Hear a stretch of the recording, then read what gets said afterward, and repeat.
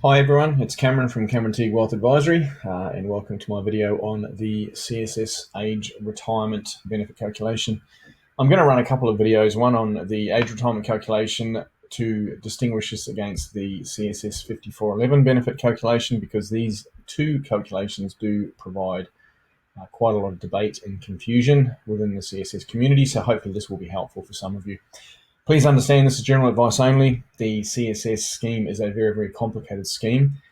And in my opinion, everyone who is in that scheme really should engage with a licensed financial advisor who understands the scheme to ensure that you do get the best out of it and don't fall into any of the traps and pitfalls that do exist. Okay, let's get started. The first key point to understand is that all of you in the CSS will have a recorded retirement date with CommSuper. Now, whether you leave your employment and contributory status to the CSS before or after this retirement date is going to have a pretty profound impact on the calculation of your benefit. It's also important to understand that no one calculation is always better than the other. 5411 is not always better than age retirement, and age retirement is not always better than 5411. The type of exit you have is going to have the biggest impact on this, and redundancy provides a new layer of complexity. That means it's really, really important to get advice if you are getting a redundancy. In this video, we're going to focus on the index pension only. We will not be focusing on the non-index pension, as they are not so different across the two calculations. When the CSS was first set up back in 1976, it was structured in such a way that most people had a recorded retirement age of 55. Some members did have a recorded retirement age of 50. This is in contrast to the vast majority of people with superannuation, where anyone born after the 1st of July 1964 currently has a preservation age of 60. So people who are members of the CSS are actually able to claim their pensions at 55, even if their preservation age is actually older than that.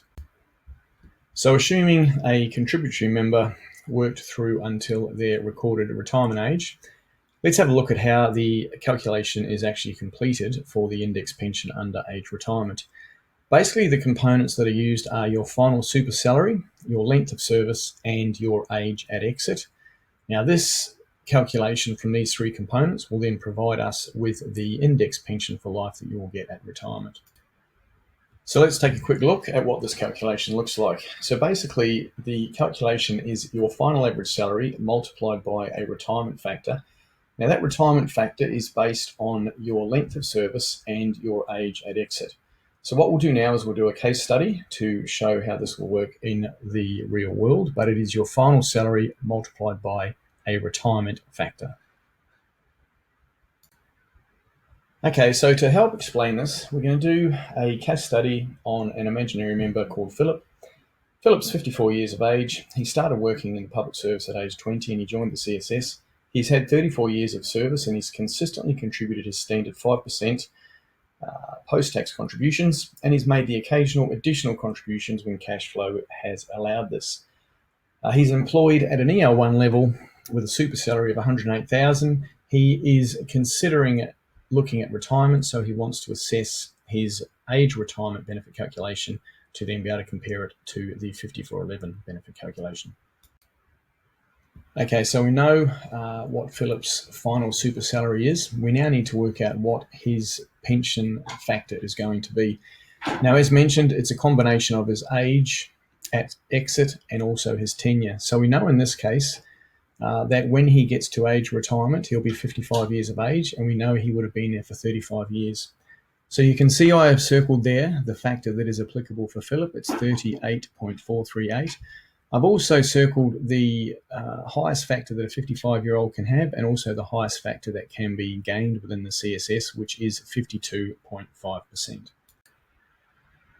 So pulling all this together, let's have a look at what we've got. So Philip has a final salary of $108,000. We know his retirement factor is 38.438. This is going to give Philip an index pension for life of $41,513.04 per annum. Now remember, this does ignore the non-index pension, so there is still that decision on the lump sum versus non-index pension. We are focusing purely on the index pension here. So what are the key points to take away from all of this? Please understand that there are those three components that impact your index pension under age retirement. That is your final salary, your length of service, and your age at exit. The maximum possible retirement factor you can get is 52.5. And unlike 5411, underage retirement, the index pension is not influenced by market fluctuations. However, the lump sum and non-index pension is. So it is influenced pretty much entirely by that super salary at exit, which brings into play the concept of higher duties, which I've covered in a separate video.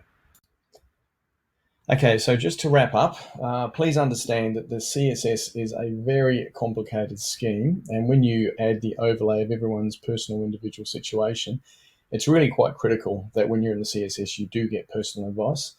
There is no one size fits all, and it is increasingly more complicated when you have issues such as invalidity or redundancy. So if those do occur, please do engage with a licensed financial advisor. I'm happy to help anyone, but obviously I'm in Brisbane, so that may not work for everyone. So please engage with a licensed financial advisor, understand its general advice, and hopefully you've all taken something away from this video. I'll now follow up with a 5411 calculation video. Thank you.